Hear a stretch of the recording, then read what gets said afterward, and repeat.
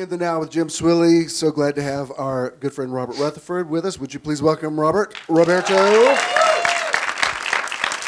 Those of you that are watching on the YouTube channel, this is part 3 of our little series called The Vibration of Life. You might want to go back to the YouTube page and look at parts 1 and 2 to give you a reference point. I can tell you this, it will not be like anything else you have heard along these topics. What we're saying today is a new and a fresh word. We won't put up on the screen again, but the scripture we're using is the last part of 2 Corinthians chapter 3, verse 6, where Paul says in the King James, the letter kills, but the Spirit gives life. We looked at it from the International Standard Version that says the written text kills, and then we went further into the Jonathan Mitchell New Testament, which really sort of expounded on that. Something you said last time made me think about this idea of manna in the wilderness. Mm-hmm. When God gave them a word every day. It's kind of like when Jesus said, give us this day our daily bread. He gave them a word every day, and as you know, the word manna is not a word, it's a question. It means, what is it? And they never knew what it was, and they if they ever tried to bottle it, contain it, it would be full of worms. Go bad. And really, I'm not saying the Bible's full of worms. I'm saying trying to contain the Word of God that is supposed to be a daily word. But worms that's the sign of death. I mean, when you talk about where the worm dieth not, it's talking about it's a place where there's death. That's right. So, those are extreme concepts, but they're the things that even Jesus said. You know, your whitewashed sepulchres full of dead men's bones, or you could just easily say full of worms. So every day you find that word. The series I'm doing this month, I didn't get from the Bible. I got from a bumper sticker because I was having a really stressful day, and I pulled up behind. I was real distracted. Pulled up behind a car, and the bumper sticker just said, "You are here." Marty told me that's the name of a book that you're reading. I didn't know that. I wasn't aware of that. I actually used the guy's quote that wrote that book, but I didn't know it.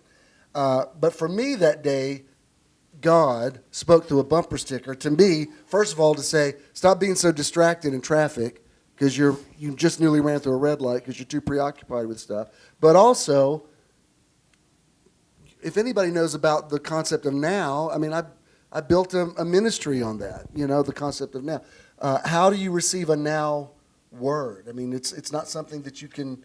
Have you ever figured it out? I've never figured out inspiration. Oh, yes, I know. I mean, really, like with preaching, there's never been a formula for me. It'll be like somebody's talking to me or something, and it's just like, oh, there it is. There's a glory on that. I'm like, oh, there's the word. But I don't know how to make it happen. It's like walking through a maze to me. I mean, even when I'm talking, I'll be going down a certain road, and you can just kind of feel a dead end coming up, and you know to turn around and take the other path. And we won't call it chasing rabbits, but it ends up being that sometimes. But there's a set path, and you don't know it ahead of time. To me, the greatest inspiration, I can speak personally, is what I don't know. It's just like I wanted to prepare so desperately for this and have all my notes in place and whatnot, and you wouldn't let me, and you gave me the wrong topic, and now... I'm sure that wasn't to make you look smarter than me, but I've no idea what we're talking about. But to find that freshness, right now. I mean, I will eat your Publix deli cake, but if you've got a fresh one coming out of the oven and I can smell it and it's still warm, then I want that one. I want that one and that fresh baked bread. And to know that, we can all read a Bible verse right now, but look at these epistles you have in this room, and they've experienced life. I see some folks in here with gray hair. They haven't discovered hair dye, apparently. But that means that they have acquired some wisdom. That means, I'm about half gray, but they have acquired wisdom in their life that I want to know. There's a living word in there. Whatever I'm going through tomorrow, one of them has already been through it. And if we can get over a glass of wine and a chili dog or something, it's likely that the subject will come up, and I will hear a living word that will already be my answer before I have to even face the trial tomorrow that's going to require an answer. And I just love that. If we'll enjoy the unions that are placed in our midst and learn to appreciate the oneness and the body that we are. Everybody in this room, I don't need an answer outside this room. There's nothing I'll ever face in my life that y'all don't already know the answer to, or have the strength for, or could give me the counsel necessary to walk through it in victory. It's right here. And today, in the now, right here, the word I need to hear, I didn't come to say a word, I came to hear a word because, and I may hear myself say it, and that happens often, but it's here. There's a living word. To think that there's an energy force God universe power that created 500 billion galaxies. Imagine that. And do you know scientists now say that there's 40 billion Earth-like inhabitable planets out there somewhere with the correct temperature and whatnot, that life could exist in 40 billion different planets. Now imagine something that big that created that. Do like a Google map and zoom down from 500 billion to just the 40 billion. And now zoom down to our solar system, which is pretty big. Now zoom down to Earth. Now the God that created all that, now we're going to zoom down to the Middle East. And now we're going to zoom down to Israel. And now we're going to zoom down to a marketplace where two guys are haggling over the price of a goat. And that's his chosen people. And that's the ones he chose to express who he was or who she was to the entire whole big ball of wax. When you look at it like that, it kind of loses its, because this thing is so much bigger. We prophesy in part, the Bible is a tiny speck of prophecy in the voice that is speaking so loudly through everything. I wrote a post yesterday. I went walking in the woods yesterday and found an old oak stump. And I stood up on top of this oak stump and I just looked around me and I lifted my arms up in the air and the neighbors called 911. But they can't see me. I lifted my arms up in the air like limbs, and I stood there, and I went north, south, east, and west, looking and observing around me at all the amazing life that was in those woods. And I could have sat home and read Proverbs 2 and probably dug some life out of there. But as I looked, I saw other oak trees that probably were offspring from that oak tree. I saw the tree wasn't visible, just the stump, so it had long ago rotted into the ground and had become nutrients for all those little plants that were there within my reach. I thought about the birds and the squirrels and the animals that had lodged in her branches at whatever point she was alive, maybe 200 years ago. And I wept. I stood there naked on that tree stump. I stood there fully clothed, on that tree stump. And experienced all that life, and spirit within me spoke to me and energized me so much. I did. I wept. And I offered a praise with my lifted up limbs, a praise not to a Jewish grandpa sitting on a fancy chair flying through outer space, but to the source of life of us all, to the energy and the power that's around us and in all things. And in everyone and in everything. It's in the barking of my dog. That life and that power is in the growing of my plants. It's, Robbie Joe. The heavens declare the glory of God. Yes, all over. That. No, keep going. I'm good. I'm tuned in. Well, what did you plant? This is what I told you we were going to talk about. Oh, I'm kidding. Yeah. This is exactly. Yeah, no, I didn't plant anything. I quit planning, really. I quit planning a long time ago. I don't like to overplan. I agree 100%. I like this. Yeah, I'm more confident in my notes. I used to be, but now it's a blessing not to plan anything. And even when I was pastor, I pastored for 30 years. And inevitably, whatever I studied would not be what I ended up preaching. It might be a foundation to jump off of or something like that. Look at me gravitating towards you over here. We're agreeing now. A long time, I know you know this, but I learned a long time ago, if I go off on a tangent, I just go ahead and go with it, because somebody's pulling that out of me. Absolutely. And it'll always inevitably somebody will come up to me afterwards and go, "Oh my God, I can't believe you said that." Like one time at Church of the Now, I for some reason, I don't know how I worked it into my sermon, but I had everybody sing the Pips part on Midnight Train to Georgia. And I was making a point, I think, about memorization and what's familiar to you. And I said, we all know the Pips. And, of course, everybody from my generation was singing it. And somebody afterwards said, we nearly passed out when you said that because we were planning on moving to California and God just had spoken to us in the last few hours about not going and had spoken to us through Midnight Train to Georgia. And when we heard those trumpets come on, they said we couldn't believe what a confirmation it was. Now, other people would have thought, oh, well, they're just being silly and laughing. Even in all of you're such a, you know how to plow up stuff. I mean, I've watched you do this for years. You'll come in and you'll say something a little bit shocking, and then it plows up. The seed is planted. Before you know it, you're like, I can't believe you said that, but a seed just got planted. I don't even know you. I don't want you to overthink it because I don't know that you realize you do it. But you definitely just go through and it's like Awesome. I learned that from you. Taking a machete and Yeah. cutting Yeah. through and exalting every valley and bringing every mountain brought low. Well, let me ask you this in our closing minutes. I know that even back in some of our limited times, I know I experienced God with you on many occasions. We've been in some services where there are parts of it you can nearly make fun of, I do. and we have, Oh, and then in the middle of it, there would be something so authentic, yeah. and that's part of rightly dividing, saying, all right, well, that part was a little bit silly, but man, that one little You part can't deny there. the reality of And what I was know, alive. right? You We can't. weren't just making that stuff up. No. So, is God just as real to us now? I mean, can we still have that now? I don't see you as often as I used to, but and yet we end up communicating probably more because social media has kind of reformed the universe. Like even people that you don't talk to every day, you're aware of them and you kind of know what they're going through. Are we ever going to have that again, or do we have something better? I mean, do we know the presence of God now, or was that just a season of time? And like, I look back even, we were very connected to the faith movement. Well, all those guys like Kenneth Hagin, Kenneth Copeland, come to find out they were very influenced by E.W. Kenyon, who now a lot of those people have dismissed because they say he was He's a New mystic. Age, yeah. And he went to the Emerson School, Ralph Waldo Emerson School. So to me, that makes him more, I'm more attracted to that because mysticism's not a bad word for me.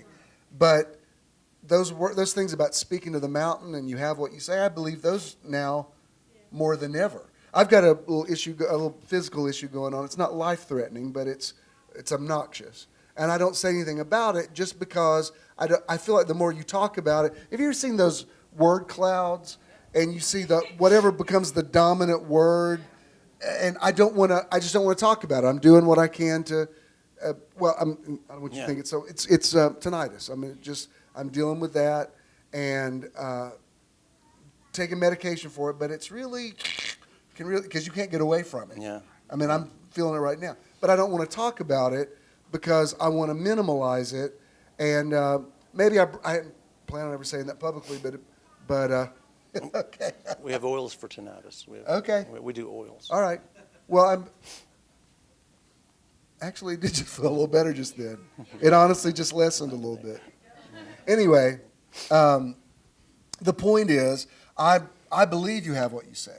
I'm glad that I came from the background of the gifts of the Spirit. I love that.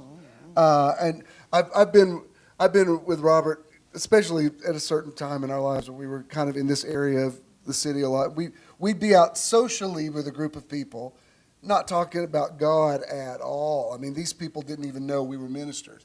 And in the middle of it, I'd say, hey, Robert, prophesy to this guy. And it would be like, they deal with people with multiple personalities. Like, he would go into this other thing, and he'd start telling. He said, well, when you were 7 years old, you were, and the person would start crying. And it was just amazing to me how that would happen. And I used to do it sometimes just to make sure I could still get there. You know what I mean? Like, I can still find where that is, and I don't have to do it through the traditional route of, whatever the performance I used to go through in my prayer life. I don't pray all that much. I'm telling you, I don't spend hours locked away in prayer. I even thought about doing a fast for January, and I was, Oh, no. I just didn't. I used to do it all the time. I just didn't feel a witness on it. But I can still, just like that, I can be in the presence of God. I don't have to get in the Spirit. I live in the Spirit. I am Spirit. I am always connected. The only time I'm never disconnected. Sometimes there's a perception of disconnection, but it's not reality. We're always connected. We're always Spirit. Always. That's why when somebody says, "What is God saying to the church?" I'm like, "Well, what day is it? I don't know. I mean, there's not any. And which part of the church is he talking to? What he'd be saying to me? Maybe something entirely different. What he'd be saying to you? It's different now because it's like I love to go on cruise ships and take vacations there because the cell phone doesn't work and everything's there. I just really enjoy cruise ship vacations. And when you get there, one of my favorite things to do is to explore the boat and to go and check out this dining room and that showroom and that, to go on every level and look at everything you can look at. And as you're discovering those different parts of the boat, it's just cool to me. I find something beautiful in each part. But then to become the boat. And I think we've become the boat. And it's no longer the bar on the Lido deck that is so, wonderful to us, or it's not just the show down on, deck number 5, that we know that we are the boat. And at any time we can access anything that ever was real. It's all just as real today. And at any time we can tap into it because we are it. And it's no longer something, it used to be, and at least in my own life, that I had to work up to it or get all, like I'd have to meditate and get all the worship music just right and have nothing going on in my life. Now, on the way up, I planned to meditate and pray, but we didn't meditate and pray. We argued over biscuits and, tried to get all the crumbs off the baby that she got all over herself. And I said, slow down, 53 times. We had no worship music. We had some secular demonic music playing. But you don't have to. I'm gravitating to. You don't have to plan it. You don't have to set up. It's not a show anymore. It's not what we do. It's who we are. And when you make that transition, and it becomes not. And we did some amazing things and experienced God, power, energy on a level that I would not trade anything for. But I know now the reality is what I was experiencing is me. The manifestation of all that is within me. And I can do that anywhere, alone, at any time. And I do think there is coming a day when we're going to begin to see more outward manifestations. We worship we know not what.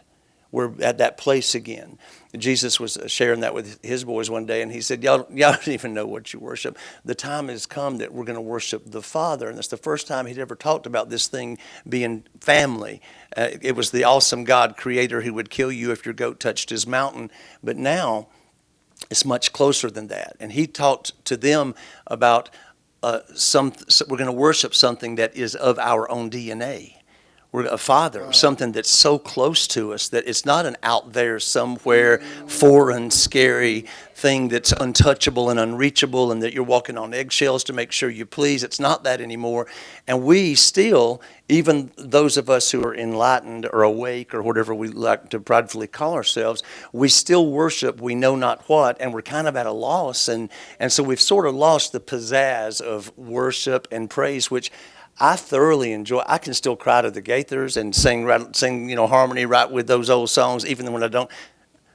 Get down off your cross, we need the wood. That's awesome. Woo! I like that. But I can still sing the old rugged cross too. I can. And I can still cry over these old hymns and stuff because it reminds me of a time when I was experiencing the life, and I can't throw that out of my world. I can't, and I don't want to. I want to include that in a world where the revelation is progressing at, I believe, a rapid pace. And I think some things are changing in the world. Like, this world is not what it was 6 months ago. And in 6 months, honey, you better watch, because it's fixing to change some more. Not necessarily for the good. But I believe in the Spirit we're seeing things rapidly change as well. And I do believe we're going to come to a greater knowledge and a greater revelation and perception. It's already there. It's already, like, I don't do any self-improvement things. I'm good enough. I finally came to the conclusion I don't want to be any better. I even wrote a song a while back. It says, somebody lied and told me that I wasn't perfect. And that's, somebody lied and told me that I lacked something. I don't. I have everything I need. I am everything I need. Exactly. Who told you you were naked? We've never been naked. We never fell. We never needed help back up. We never had to ask anybody anywhere. The only reason Jesus had to come to the cross is because we thought we were disconnected. Absolutely. Because the same God, alienated, the same God that had told minds. Adam, whatever you call the animals, I'll call him. Oh yeah. When Adam called himself naked and afraid, he's like, oh, okay, you're naked and afraid. Well, all right, that wasn't the plan, but yeah. I believe the next phase of this thing, I believe, is where we're going to escape the duality of even having us here and God somewhere else.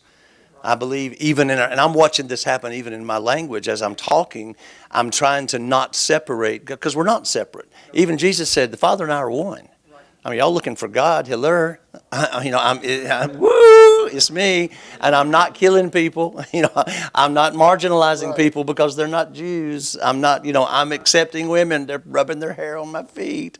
And, he was that picture of the Father. He said, in fact, we're the same. The word one there is not just like the number that starts off the 1, 2, 3 thing. It means the same. I am the Father is basically what he said. We have to come to that, and not in a prideful, arrogant, I am God, but you are. And you are so one with God that I believe what's happening in my mind, at least, is the duality of me talking to a God to get him to do something for me is kind of going by the wayside. Well, we got to wrap it up, but I remember this has been a year and a half ago now. We were doing some tapings of In the Now here. Doc was part of it, and you talked to me on the phone. You were having some car trouble. You were in Waco. And you said, it doesn't look like I'm going to be able to get there. And I said, you're Robert Rutherford. You're going to be here. And I didn't And that's when I knew I could for get it. here. I knew it then. I said, you can do anything. And sure enough, he was here right on time. It wasn't a prayer. I didn't have to say, Father, in Jesus' name, please. No. I just said, I spoke to you. That's what prayer is. And I want to end with this. You were talking about Jesus saying we worship what we know not. Yeah, he said that to the woman at the well in John chapter 4, too. And it was in that where he says, go call your husband. She says, I don't have one. She told the truth. And he said, the Father's looking for people like you who will worship in spirit and truth. That's right. And she wasn't put off by it. She ran to the next town and said, come meet a man who told me everything I ever did. That I've seen, and you and I both know ministers who could not tell certain truths that we've told, that we paid a price for. We've seen it in suicide. We've seen it in manifesting cancer. Yeah. I just want to say our stories are similar, but they're not the same. But I'm proud of you. I'm proud that you're living in your truth. I'm proud that you have influence. I'm proud that you're here today. I wanted you to see he's not my friend Robert Rutherford. He's my Robert Rutherford. Yeah, I have a Robert Rutherford, and I wanted him to be here, and you're always welcome. But I just applaud you. We've always been truth tellers, but it took us a while to tell the rest of the truth. And that was okay. But now it's like the Father's looking for people that worship Him in spirit and in truth. I'm not afraid. I don't have anything to hide. My life is an open book. I've told it all, and I want to live out the rest of my days in the liberty that comes from, knowing that spirit. Yeah. I want to walk in the Spirit. I am walking in the Spirit, and you are too. Thank you. This has been fantastic. Once again, tell Robert how much we appreciate it. I love you. I love you.